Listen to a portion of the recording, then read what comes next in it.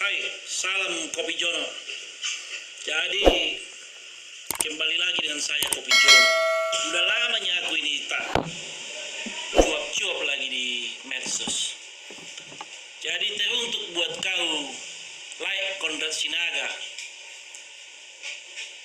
Kau berbicara di medsos mengatakan bahwa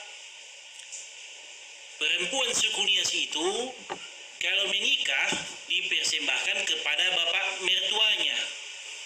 Yang gilanya kau Lai. Sebelum kau ngomong itu, kau cari dulu asal-usulnya benar atau tidak.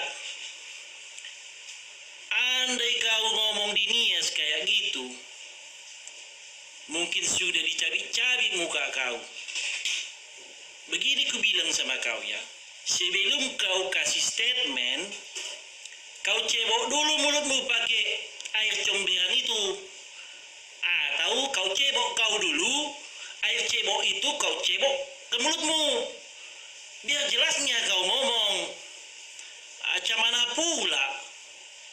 Ada pula masalah kau dengan orang lain. Kau sangkut pautkan masalah suku Nias yang tak benar pula asal usulnya. Jadi ku bilang sama kau, ya, saya ini Kopi Jono, salah satu orang Nias mengatakan sama kau, banyak yang sudah nikah.